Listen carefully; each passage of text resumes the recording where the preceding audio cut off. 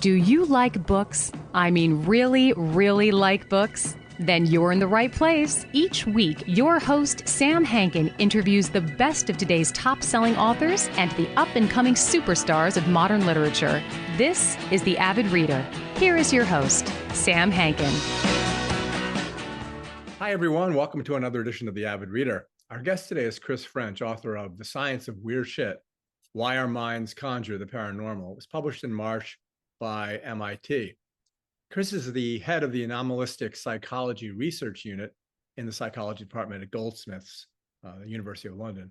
He's a fellow of the British Psychological Society and of the Committee for Skeptical Inquiry, and he's a patron of the British Humanist Association. He's published well over 100 articles and chapters covering all kinds of things, but his main current area of research is the psychology of paranormal beliefs and anomalous experiences. He's been on radio and television lots of times, and also I was just talking to him about the fact that I really enjoyed watching his YouTube videos in which he casts a skeptical, and that's our key word today, eye over paranormal claims. And his most recent book before this one is Anomalistic Psychology, Exploring Paranormal Belief and Experience. So the basis for Chris's career is skepticism, and I've always been skeptical about skepticism. The first skeptic was, I guess, Pero of Ellis, who advocated that we only act according to appearances, which is hard for me to equate that definition of what skepticism is today. And then additional skeptics that we all know about are David Hume, Nietzsche, at least to a certain extent, Galileo, and even one of my heroes, Stephen Jay Gould. I would say that even the science, if you will, of solipsism is one of those appearances as posited by Pero that can't be disproved by a skeptic or anyone. I mean, I wake up in the morning and I'm doubtful about everything. Stephen Gould said he would be very surprised if there was a traditional God, but he didn't dismiss the idea or its possible veracity.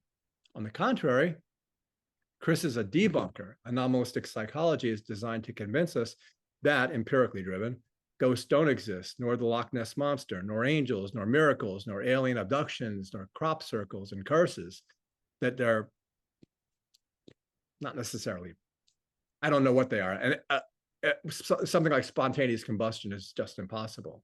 And perhaps in this introduction, I'm mischaracterizing Chris's views. So he's here to tell me why I've done that. So welcome, Chris. Thanks for joining. Well, thank you. And yes, you were. Yeah. I mean, basically, anomalistic psychology is primarily focused upon seeing if we can come up with, and where possible, test alternative non-paranormal explanations for ostensibly paranormal experiences. But that doesn't necessarily rule out the possibility that maybe some kind of paranormal phenomena, some of these phenomena genuinely are paranormal. And what I mean by that is are beyond explanation in terms of currently accepted conventional scientific concepts.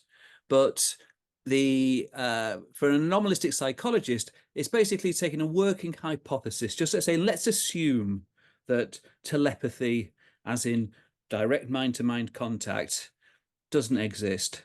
How can we explain the experiences people have, which they interpret as being examples of telepathy? Are there alternative explanations? And wherever possible, can we put those explanations to the test? So, yeah, if you want my personal opinion, if I had to bet my house on it, I would bet that there are no genuinely paranormal phenomena in that sense. But there's going to be on my gravestone, you know, I may be wrong. I mean, I'm forever saying this. I say it to my students. I say it when I'm doing public talks. I may be wrong.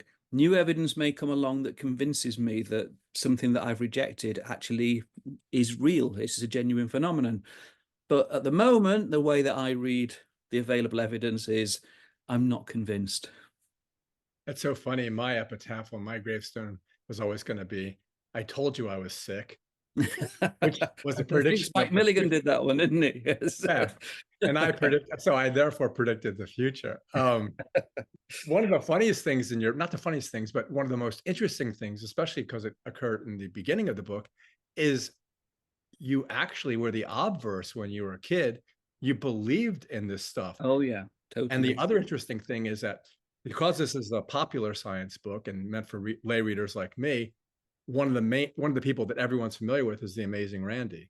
So talk a little bit about that and how your opinions changed. Yeah, well, like as you say, as a kid and as a teenager, and even going through right the way through doing a psychology degree. I did my first degree at Manchester, and I was a believer in all this stuff. I even ran an adult education class where they'd asked for a lecture on parapsychology, and I did it from a total kind of uncritical believer perspective. And I can imagine them all sitting there thinking, well, he must know what he's talking about. He's doing a PhD. Well, no, I now think, no, I didn't know what I was talking about at all. And what changed my mind on this was reading one particular book. It was James Alcock's Parapsychology, Science or Magic.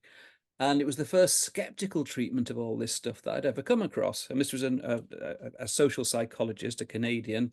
And not only did I really enjoy the book, but I found his alternative explanations quite convincing. And that was the seed that turned me from believer into skeptic. I can pinpoint it very precisely. And it was at that point that I realized that there were skeptical publications out there if you knew where to look. I mean, even today, the vast majority of books and journals and even TV programs about these kinds of topics are very uncritical. They're not very skeptical at all. But there are skeptical books out there if you know where to look. And so, I mean, for example, there's a magazine called The Skeptical Inquirer, which I'd never heard of at this point, but I subscribed to that and used to kind of read it voraciously. James Randi was often featured. I mean, as I say, I jokingly in the book say that if skeptics were allowed to have patron saints, then James Randi would probably be it. But of course, we're not allowed to have patron saints. So, yeah, and then it really started off very slowly. It was a kind of just a personal kind of interest, a side interest, a hobby. By the time I started at Goldsmiths back in 1985, I did a couple of lectures by now from a skeptical point of view about parapsychology, which I enjoyed giving and the students seemed to enjoy listening to. 10 years later, I realized that I could put on a whole course, a whole final year option on this stuff, 22 hours worth of lectures. And by that point, I was covering, the initial course was called Psychology, Parapsychology, and Pseudoscience. So basically everything weird. I'd become really interested in all this weird stuff. And also I was one or two little publications here and there in this kind of an area. But I remember kind of pretty explicitly being told by my head of department at the time, made it very clear that my interest in this stuff was tolerated but not encouraged. They wanted me to do more conventional stuff. So for a long time I had a kind of twin track with my research of more conventional psychological research and then doing the stuff on the weird stuff on the side. Now, eventually I made the decision that it was the weird stuff that I found the most interesting, and so I decided to just pretty much devote myself full time to that. And I wish I'd made that decision earlier, but hey ho, well, that's life. It's interesting that your subtitle uses the word conjuring, and you use conjuring when you're talking about the amazing Randy. So I guess as a further foundation to our continuing conversation, what are your two working definitions? Most people have a working definition of their own regarding skepticism, which might not be the same as I mischaracterized it in the beginning. But I don't know if anyone has a real working definition. I know I don't, of conjuring. So if you talk about that a little bit. Yeah, I mean, James Randi used to describe himself as an honest liar. He used to describe conjuring as honest deception. Basically, you're being fooled, but you just enjoy the experience. But from the word go that you're being fooled. In contrast to someone like, say, Uri Geller, who claimed that when he was doing the same things, he was using paranormal powers, which, of course, as I write in the book, I totally fell for Uri Geller when he first appeared on the scene. I was so excited. I thought he was the real thing, and that was so exciting. But yeah, I mean, I think for a definition of conjuring, it would probably be something like the use of deceptive techniques to produce the appearance of what looks to be impossible, but is actually being achieved via deceptive means. I mean, I'd polish that up a little bit, obviously, but that's essentially what conjuring is. And I really enjoy. I've got lots of friends who are conjurers now. I really enjoy seeing them do their stuff. People sometimes assume I know a lot more about magic and conjuring techniques than I actually do. I know a little bit because of my interest in this area, but I'm still amazed when I see these people doing these skillful performances, which to all intents and purposes make it look as if you've just witnessed something that you know to be impossible. And this guy, great. I enjoy. I don't particularly want to. I'm not one of these people who has to get to the bottom of how it was achieved. I'm happy to think, well, that was really clever. I appreciate your skill, and I enjoyed it. That's goes to, as we move into the later chapters, is that, and in your in many of your talks, you talk about cognitive biases. So I was trying to think in my mind, conjuring is what you just explained. Are cognitive biases like your own unintentional methods of conjuring? In a sense, maybe. I think it's kind of maybe stretching definitions there a little bit. I mean, cognitive biases are it's just the fact that we all suffer from these cognitive biases. There are various kinds of situations where we know that we can kind of make people misperceive things, misinterpret things, misremember things. We're all prone to these kinds of biases. Even kind of psychologists who study them, we're still prone to them. We can't escape them. Having an awareness of them is quite useful. Most people, I think, kind of have the impression that their cognitive systems are much more accurate and reliable than they actually are.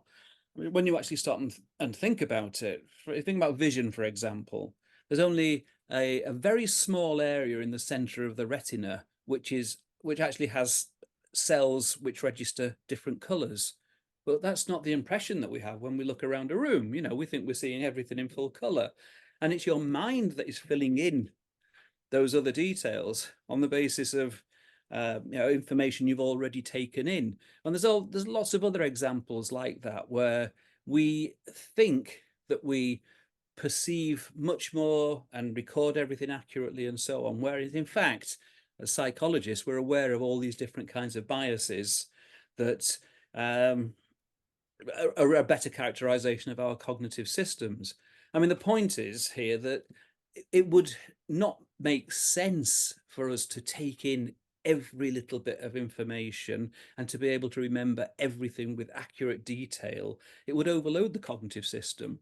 And so the way that memory works is that we remember the important aspects of a situation. We remember the gist of a conversation. We don't remember it verbatim.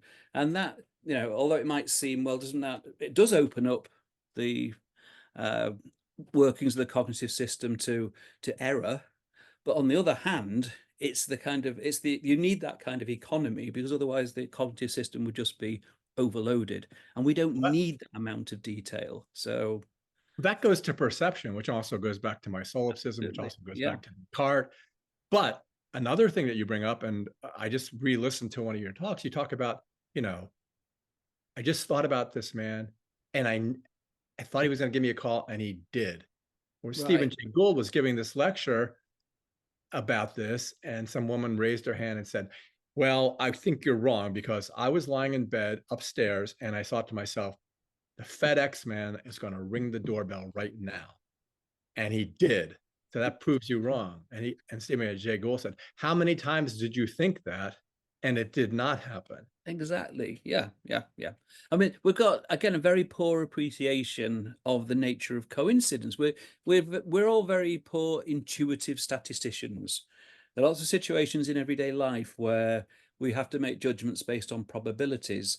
and we're just not very good at it. None of us, you know, even professional statisticians are not very good at making those kinds of decisions. One of the kind of classic examples of the kind of problem that you might give to investigate this is something called the birthday problem. The birthday problem basically is how many people would you need to have in a room just randomly selected to have a 50-50 chance that you've got at least one pair there with the same birthday. And yeah, when people think about this, obviously, if you've only got 2 people there, you've got 1 chance in 365. We'll ignore leap years to keep it simple. If you have 366 people in your room, you're absolutely guaranteed you've got at least 1 pair with the same birthday, because if the first 365 all had different birthdays, unlikely, but could happen, the next person must match someone. So somewhere between 2 and 366 is this magic number. Now, when you ask people, they will typically give estimates of 180, 200, 120. The actual answer is just 23, which strikes most people as being far too low, but that is absolutely the right answer. And so in lots of situations where something might be just explained as a very unlikely coincidence, we have a tendency to kind of reject that as an explanation, think, no, there must be something more going on. And in a sense, it makes sense that we're so sensitive to those kinds of coincidences, because sometimes there is something more going on, and we only decide it was just a coincidence when we've had a good old think about it, and we can't think of any other possible explanation for that, those 2 things happening, you know, at the same time, for example. But what it does mean is that we generally, when you actually start to think about it, I mean, the other example that I discuss in the book is dream precognition, where people have a dream and then something happens in real life, which seems to bear an uncanny correspondence. Now, if you're the person that happens to, yes, it's freaky. It's, you know, you tell all your friends about it. It's really amazing. But when you actually start to think about the fact that there are over 8 billion of us on the planet, and even if we say on average we all remember 1 dream per night, which seems not unreasonable, that's over 8 billion opportunities every single night for someone to have a dream like that then corresponds to a future event. And what would be really spooky is if it never happened. That would take some explaining, you know.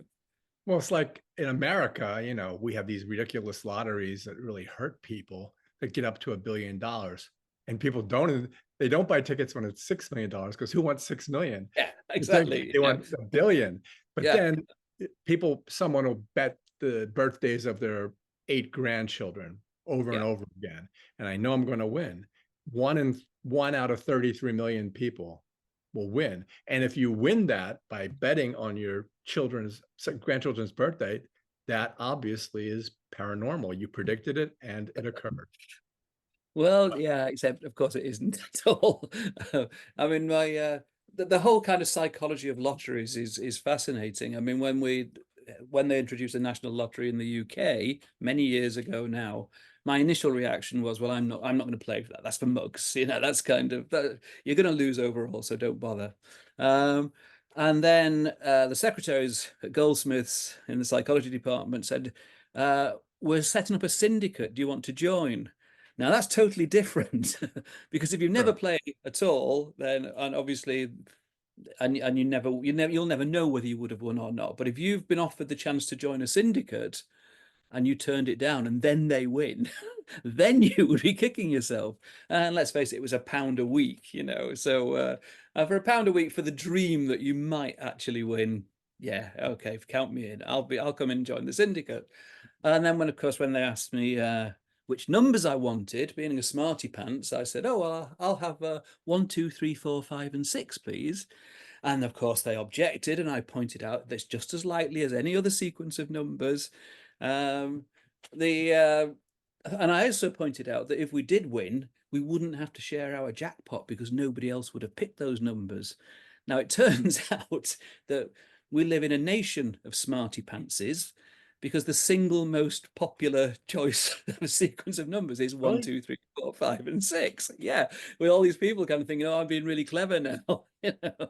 The one kind of aspect of this which did kind of put me in a good light was when we won, say, £10 by three of those numbers coming up. if it was in the 1, 2, 3, 4, 5, and 6 range, they noticed it. So they became convinced that my sequence was the best sequence they'd got, which of course it probably wasn't had they systematically analyzed the whole thing, but they noticed it when it happened. Well, if you're a physicist or a quantum theorist who believes that everything, we have all the space and time in the world, literally, and there's multiverses and all that, you know, if you get up into the highest prime numbers, you might find that you have 10 ones in a row. Well, yeah, eventually you do have to have that. It's as you've said in your talks, it would be paranormal if you didn't have that. Yeah, I mean, the thing is, of course, you know, that we as one of the reasons we're so successful as a species is because we are very good at picking up on patterns and finding meanings and recognizing significance in what's going on around us. The problem is that we overplay it and we think we see meaning and significance, and in fact we're very, very poor at recognizing true randomness. I think when they first brought out the iPod, for example, and they had the random play feature, people would complain it's not really random. It's not random, you know. I'm getting these meaningful links between the tracks that are coming up, and so they actually had to alter the algorithm to make it pseudo-random, so that it appeared to be more random to people, but in fact it was obviously less random. So, you know, we can't generate random sequences. If you ask someone to just write a sequence of random digits, one of the things they'll do is they'll avoid repeating digits, because our intuitive notion of randomness is kind of all jumbled up, and we don't therefore expect that we'll get a sequence of repeats of the same digit. But of course, in a true random sequence, you do. Now, that repetition avoidance bias, it tends to be stronger in believers in the paranormal than in non-believers, which, you know, offers some support for the general idea that although we're all poor intuitive statisticians, maybe the believers in the paranormal are a bit worse than the non-believers, and therefore more likely to reject coincidence as an explanation and think there must be something more going on than are the non-believers. But as I say, we're all very poor, and also, just in terms of full disclosure, not all of the studies that have looked at this have found that difference between believers and non-believers. But when those that have, it's the believers who tend to be worse at those kind of tasks than the non-believers. You mentioned that, but then what about the undisprovable? It's like when Stephen Jay Gould says it's much better to be an agnostic than an atheist because you don't know. And when I posited at the outset, this is a solipsistic universe in which only one of us is here, you cannot, as a skeptic, disprove that. No, I think basically, I mean, I'm quite happy if someone kind of just tells me, okay, so what are the assumptions you're making here? You know, so in my own case, I can't prove this, but I do believe that there is an external universe out there. I do believe that there are other people that have conscious minds that are out there as well. I couldn't prove those things. There's just no way in principle that I can think of that I could prove that. But that's my starting assumption, and we'll go from there. If you find my starting assumptions implausible or even wrong, well, fine, that's up to you. But I'll tell you what they are and say and try and justify anything else. I'll try and justify in a series of logical steps and based on evidence and reasoning. But you have to start somewhere, you know. And for me, that would be the starting point. I mean, I used to say when I was a smarty pants teenager, I used to have this line about being kind of intellectually an agnostic, but spiritually an atheist.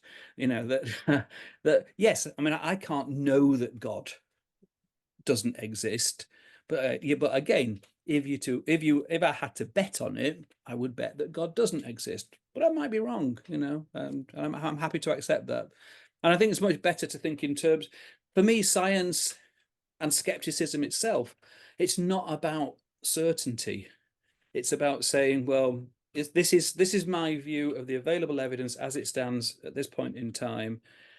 I may be wrong, but this is the conclusions that I would draw, or the tentative conclusions that I would draw. I mean, again, I was very influenced by Popper. You know, the notion that science is never about certainty; it's always about the best guess that you can make at any particular point. Yeah, there's so many things in today's world that you just apply Occam's razor to, Hmm.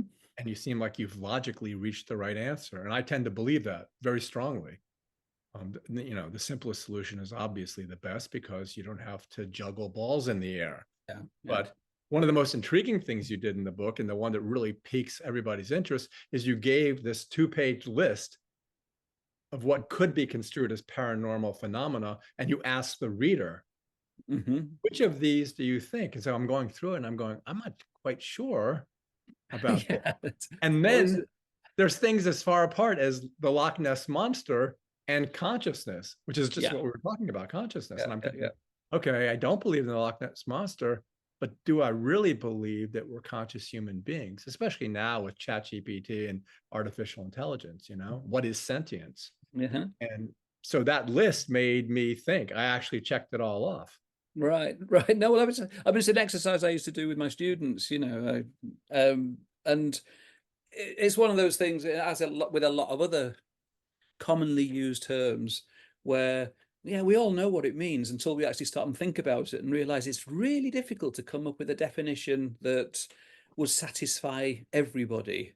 I mean, the same thing applies in lots of other areas. I went to a talk by a friend of mine recently on what is pseudoscience.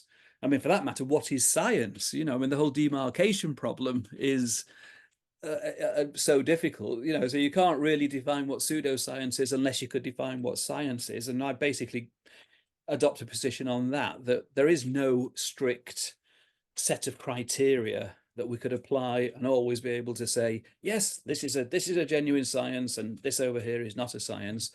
It's a continuum from things that we all think of as being good examples of science, and at the other end, things like astrology, which I would say definitely pseudoscience, but there's all sorts of stuff in between, including a lot of areas of psychology. Well, the one area that you bring up and you spend a lot of time on is sleep paralysis, which is something that actually does exist. You can prove that it does exist, but then you tee off from there as to what it actually means as associated with the paranormal. Talk a little bit about that. Well, yeah, sleep paralysis has been one of our major areas of research over the years. It's in its most basic form, it's a pretty common experience. It's essentially a temporary period of paralysis that occurs in that state between sleep and wakefulness. And as I say, in its most basic form, it's a little bit disconcerting and you kind of snap out of it and you think, that was a bit weird, and probably just get on with your day. But it can be associated with a range of other symptoms that can make it absolutely terrifying. And the typical things include perhaps a very strong sense of some kind of malign presence. So even though you might not be able to see or hear anything, you are sure that there is something or someone in your bedroom with you, and they have malign intentions towards you. But you may actually hallucinate as well. You may hear voices or footsteps or mechanical sound. You can pretty much anything your imagination could dream up. You may see lights moving around the room, or dark shadows, or shadow people, demons, monsters. You can have tactile hallucinations. Often there's a sense of pressure on the chest and difficulty breathing, and you may feel as if someone's strangling you or someone's suffocating you. So obviously this can be absolutely terrifying. And if you've got a situation where someone is already a believer in demons and spirits and ghosts, it's not illogical for them to assume that what happened was some kind of nocturnal spiritual attack. Now, again, it doesn't provide an explanation for all ghostly encounters, but it does provide an explanation for an awful lot of them. And most people have never heard of this thing called sleep paralysis. And so, I mean, I get sometimes contacted by people who are having these kinds of awful, frightening experiences. And if I can tell them, look, it's this thing called sleep paralysis, on the one hand, it's not a ghost, it's not a demon, it's not something supernatural. On the other hand, you're not going crazy, because people think that that's the other alternative explanation. But it's this third alternative. It's this thing called sleep paralysis. There is a medical and scientific literature on it. We understand in broad terms what's happening when people are experiencing sleep paralysis. It's a kind of glitch in the natural sleep cycle. And that can be really reassuring for people. First of all, that they're not the only person in the world who is having these experiences. And secondly, you can try and give them some kind of advice as to how they might be able to, on the one hand, reduce the frequency of those episodes, and secondly, how they might adopt some strategies to try and cope with the episodes when they do occur. But the problem is there's very little systematic research in terms of looking at which are the most effective strategies. It's all kind of fairly anecdotal and taken from websites from sufferers. But it's a fascinating topic. Even though the people who get in touch with me typically have already decided it's this thing called sleep paralysis, the accounts they give are still terrifying, because when it's happening, it feels real. Well, it's funny you talk about these people who have contacted you, and one particular incident kind of threw me off the rails, which is the woman whose friend died, and then the series of impossible coincidences occurred. And I thought, okay, one is a coincidence, and then is it inversely proportional? Is it proportional? Each continuing coincidence made it almost impossible for it not to be paranormal. Well, that was her conclusion. Yeah, absolutely. And I I appreciated that the timing on that was great, because I'd submitted what I thought was the full manuscript, and thought, yeah, that's it. I've finished that job. And we sent it out. We sent my manuscript out to the reviewers, who were all very nice about it. But one of them did say, might be interesting to have something in there about the limitations of skepticism. And my editor liked that idea, so I found I had to write an epilogue, which, okay, I thought, but yeah, it was an interesting notion. What are the limitations of skepticism?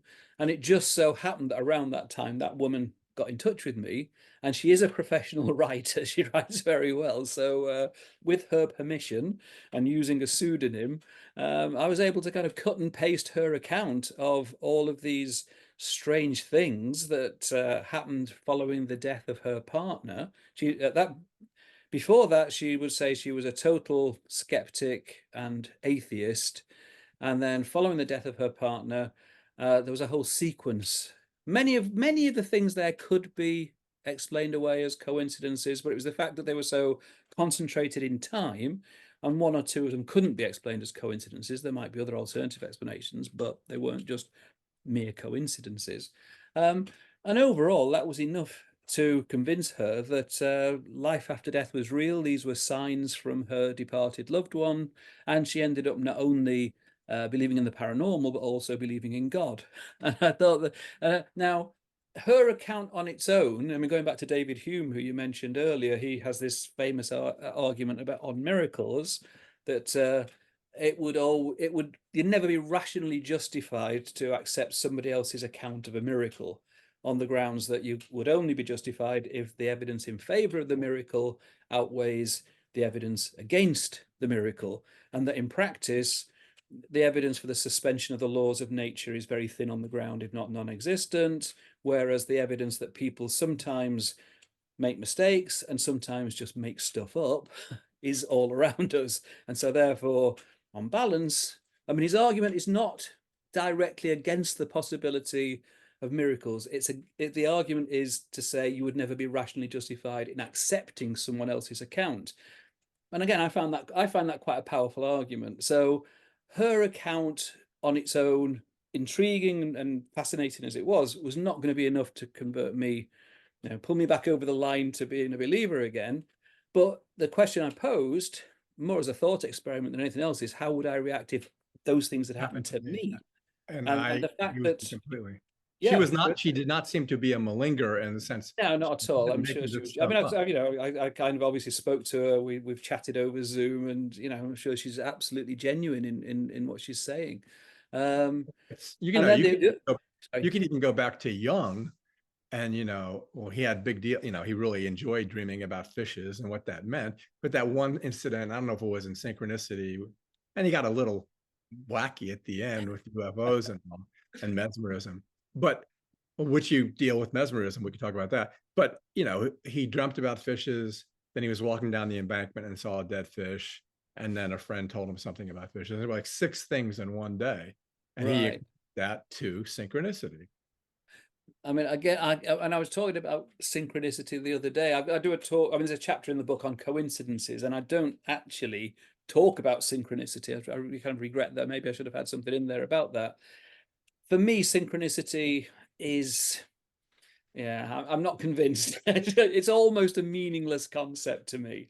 But there are people. It's a very likable concept. It's Yeah, well, I mean, it's I mean, you know, Jung had some pretty wacky ideas. That's from my perspective, I have to say. You know, I'm not a great fan of psychoanalysis of any kind or psychoanalytic theory. But again, I may be wrong. um, but yeah, I mean, there's a famous example with the scarab beetle that he talks about. He's doing therapy with one of his clients, and a beetle is trying to come in through the window, and he gives this tremendous kind of significance. Now, again, I mean, a talk I was doing last night, I do a talk on hidden messages, brackets, that aren't really there. And I think there's, you know, we have this tendency with this to sometimes, as I was saying before, see meaning and significance when it isn't actually really there. And I think that in the case of psychoanalysis, there's so many different ways you could interpret any dream. And yeah, that's really what psychoanalysis is all about, you know, finding these hidden meanings but are they really there, or are we just imposing them on what about other content things dream? that are kind of like in the penumbra, like, okay, the staying with Jungian archetypes. And then one of my teachers, he was a C.S. Lewis class, it was Narnia, and he dedicated the book to me that he wrote, Shadow of Reality, and he identified me as being one of these archetypes, and I totally believed it, as you did when you were. Right. Yeah. And then I thought, well, what was this archetypical, what was this theory, and was that science? Should I be skeptical of it? Should I? But it's not the same kind of thing as you do, because it's just something that someone puts out there. What do you do? How do you study that? That is, I mean, that is tricky, and I mean, and it's a really interesting question in its own right. It's not something I've ever directly done any research into. But why are there certain kinds of belief systems that really resonate with people? Because not all, you know, obviously, human beings are endlessly productive in terms of coming up with ideas, both sensible and wacky, you know. But I mean, what is it about things like psychoanalysis, Marxist theory, astrology, all these things that really take a hold of people's minds? They become totally convinced. Or, I mean, again, you know, I mean, I think that they're, well, at least 2 of those 3 are kind of, at least to my mind, reasonable kind of intellectual exercises. I'm not so sure about astrology.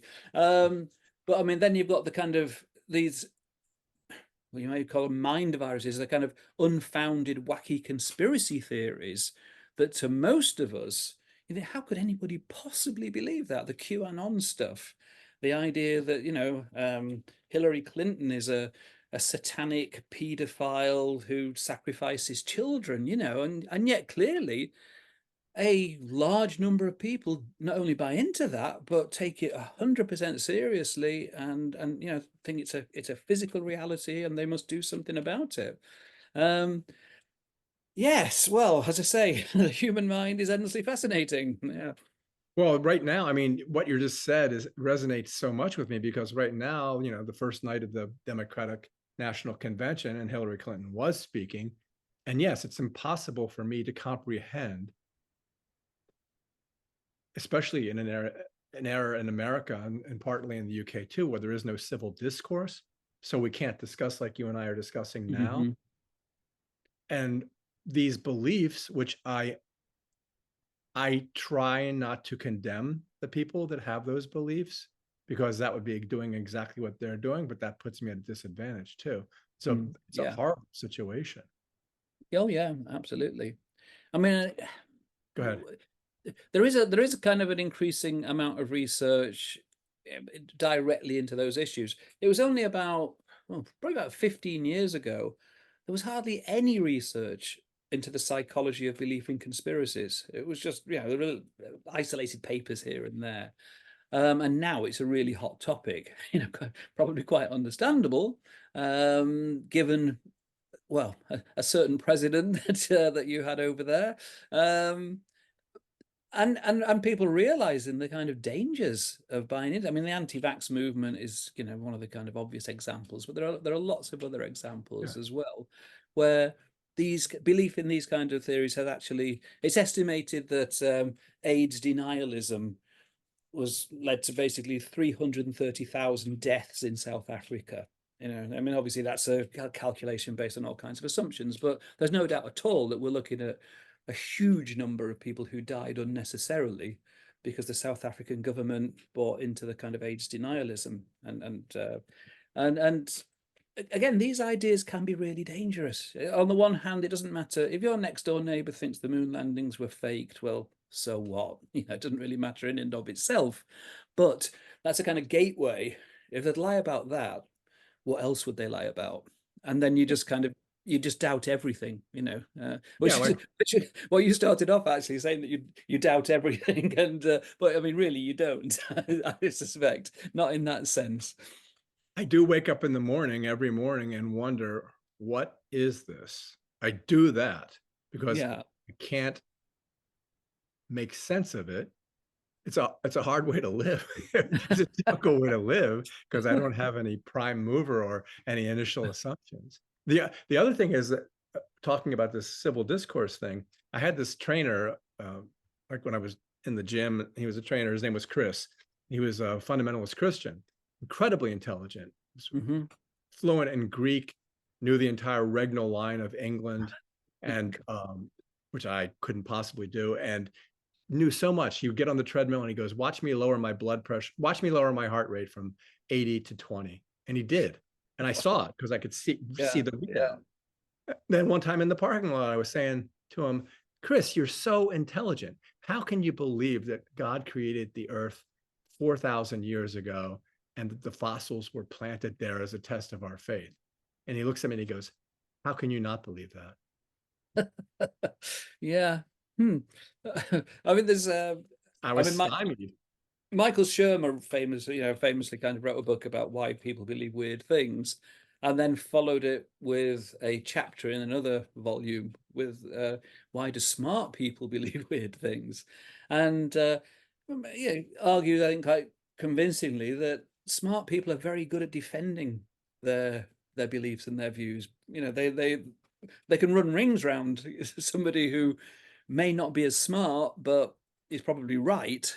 But they don't, you know, they know how to argue, and no doubt I mean, I'm sure he totally believed that himself, and the fact that he couldn't even understand how you could not see what to him was blatantly obvious. It was like when I was in law school, they would give you a topic to argue in a trial, and then at the moment when you were beginning to present it, they would go, switch to the other side. Whoa. Yeah, that would be an interesting exercise. Yeah. And if you were good, you were just as good arguing the other side.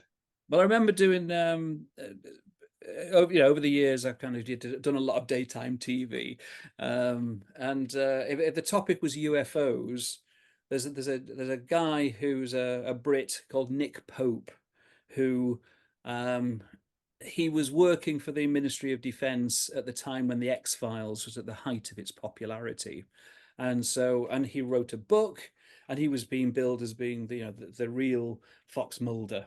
You know, he was the guy on the Ministry of Defence's desk who dealt with reports of UFOs. So his book sold very, very well, you know, and so we'd often kind of cross swords on daytime TV programs. And he had the misfortune to look a little bit like me, and we were quite similar in appearance, and we knew each other's arguments back to front. And so we would sometimes say, you know what we should do?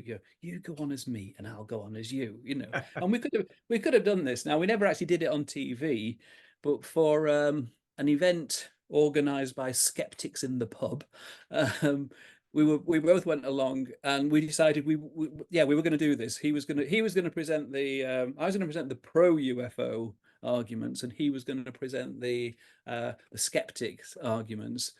And I said beforehand, look, are we playing this straight or are we playing it for laughs? And he said, oh, I think we should play it straight. And then went on and did like basically a 10-minute stand-up act. I was a bit cross with him, to be honest, because I'd actually tried to take it seriously. But then I kind of got my revenge by just basically pointing out that actually I thought that his arguments were much stronger than mine, and I had to concede that he was right on this occasion, But yeah, it can be interesting, because I think you're quite right. The kind of skeptics, and again, I think I make this distinction in the book between skeptics who just totally reject any of these kinds of claims because they know that that's impossible. Well, as I say, I try not to take that approach. I try to more take the approach of, well, I can see why you might think that, but have you thought there might be an alternative explanation? Maybe it was this. And always kind of be prepared to say, I certainly can't explain every single claim that's put in front of me. I mean, at the end of the day, I have to try to come up with some kind of overall conclusion on the basis of, some evidence that's very strong, some things that I think we can confidently reject. But it's got to be a more nuanced picture than just saying, no, the paranormal is impossible and that's that, end of story. And when skeptics, it really irritates me when I hear skeptics saying there is no evidence for ESP and so on. There's loads of evidence for ESP.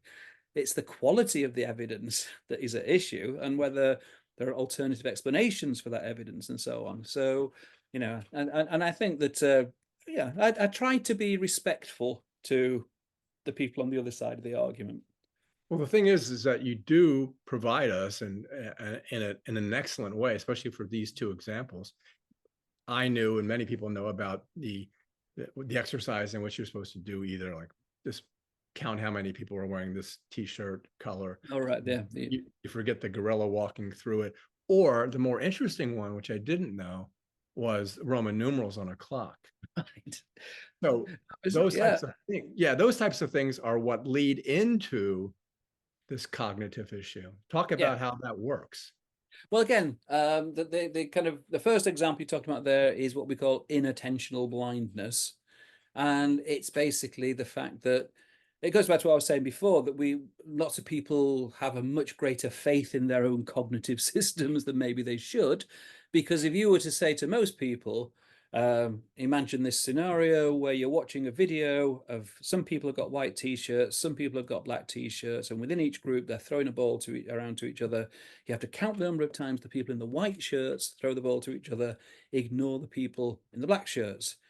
If you imagine you're doing that task, and then halfway through someone in a gorilla suit walked through the middle of the group, stood there beating their chest, and then walked off, do you think you'd notice that? Well, intuitively, we think, yeah, of course we would. It'd be so incongruous. It'd be so odd. Of course we would. But in actual fact, a classic study by Simons and Chabris, about half the people who are asked to do the counting task do not see the gorilla.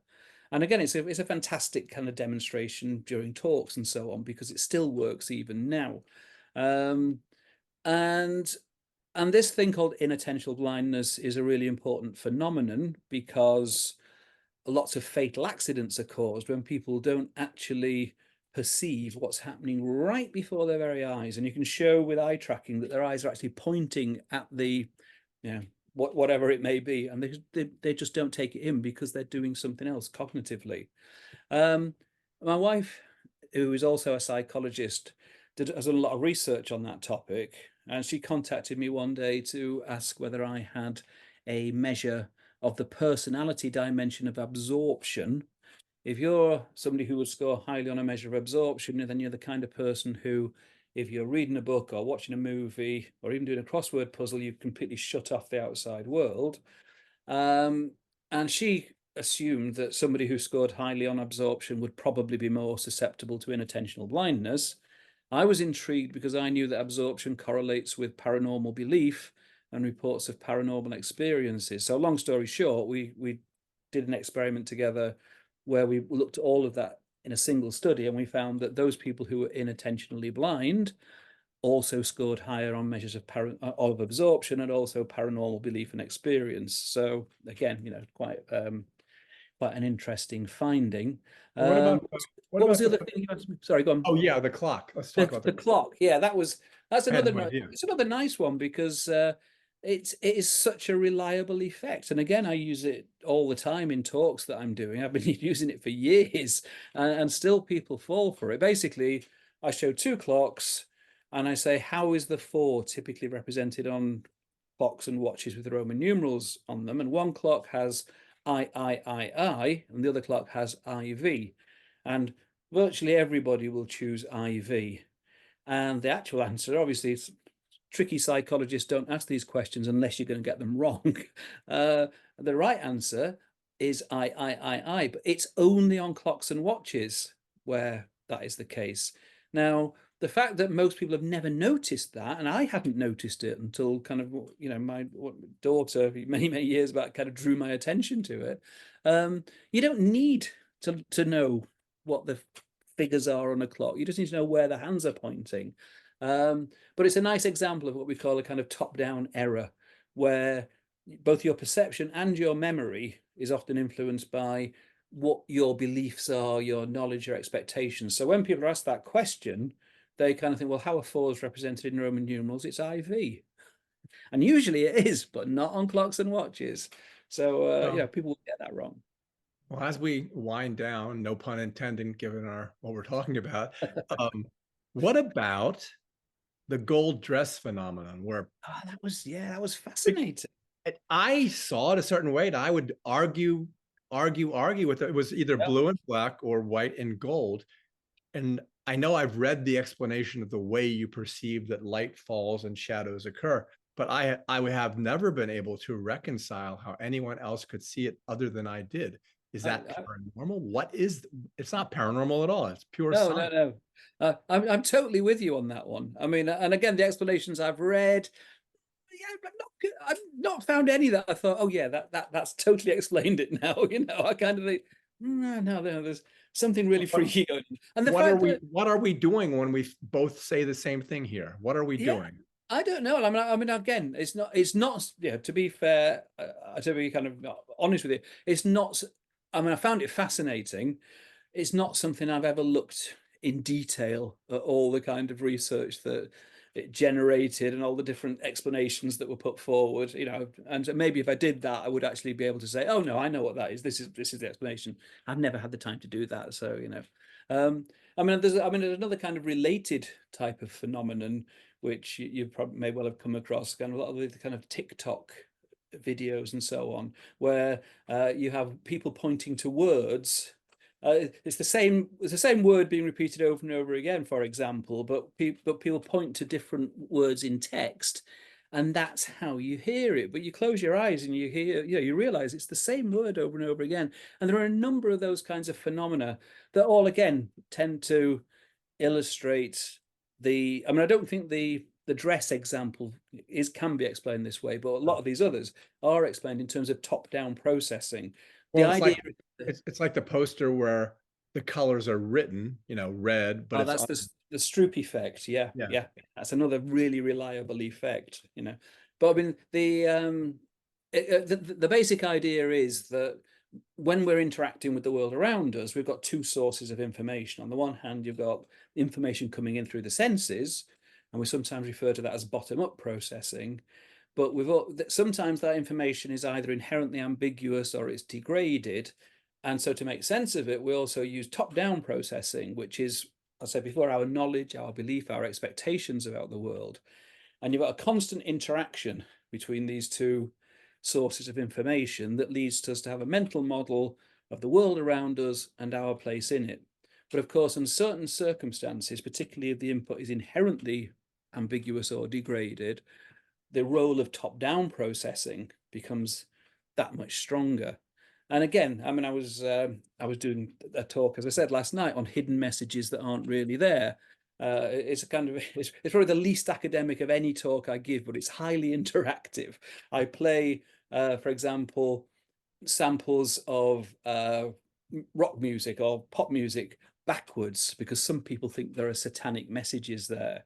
And I don't know if you're familiar with the best example of all is a clip from Stairway to Heaven by Led Zeppelin. I don't know if you've checked this out for yourself, but it's a stunning demonstration. It really is. I play this clip to the audience. I've already told them that some people think there are satanic messages there. And I say, my prediction is that for most people, it will sound like backwards gobbledygook. One or two of you might think you pick up on one or two words, but even then the rest will sound like gobbledygook.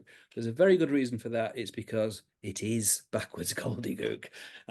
However, I'm then going to show you what the actual hidden message is said to be.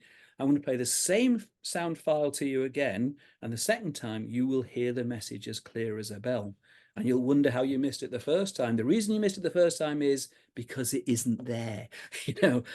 And then I do this routine, and it always works 100%. I love watching the audience's face, because they're literally, people's jaws drop. It's like Pink Floyd's Dark Side of the Moon. Good. It's like Pink Floyd's Dark Side of the Moon synchronized with the Wizard of Oz. Yeah, people finding all kinds of correspondences there. Yeah. Well, you know, as a bookseller, and as we conclude, you know, I come to these interviews with a different perspective to a certain extent, because the book's title, and you talk about that and why you came up with that, and the cover itself are what people are going to judge this book by when they come in. And unless they're looking for a specific book, they will judge the book by its cover. So yeah. I think you've done very well there, both the title, the subtitle, and the cover itself. But I guess the last question I would ask you is, and I always ask this, is what would you like the reader to take away from this? Because after I close this book, I'm going to, I hate the expression, but go down the rabbit hole. And I already have to a certain extent, starting with Wikipedia and ChatGPT, with regard to this. So what would you like the reader to take away from this? Well, I suppose it's two things, really. I mean, first and foremost, it's, you know, I find the weird stuff absolutely fascinating. Initially, as I say, I used to be a believer, and now I've become a skeptic. But I'm interested in, on the one hand, might any of these paranormal claims actually have some truth in them? Overall, I don't think they do, but as I said before, I could be wrong. But then that raises the question of, well, if paranormal isn't real, what's going on in our minds? So to use it as a tool to investigate how the mind works and what it can tell us more widely about the mind works, and really kind of to make people kind of more aware of those limitations and biases that we do all suffer from. Again, just as I said before, even if we're aware of them, it doesn't eliminate them. We are still susceptible to these kinds of biases. But I think maybe we might be a little bit less susceptible, maybe a little bit more humble. You know, I mean, me and my wife are both psychologists, but we both still have arguments about, you know, oh, I told you to pick up some milk on the way home. No, you didn't. I'd have remembered that, you know. We should both know better, but we don't, because we're human beings, you know. Yep. But yeah, it's really that. I think on the one hand, for those who are interested in the paranormal, then obviously there's something there for them. But for people who are interested just generally in how the mind works, I'd like to think there's something in the book for them as well. I agree. And as I said, I've already embarked on that subsequent journey to the conclusion of the book. So Chris, thank you so much for joining us today. I really appreciate it.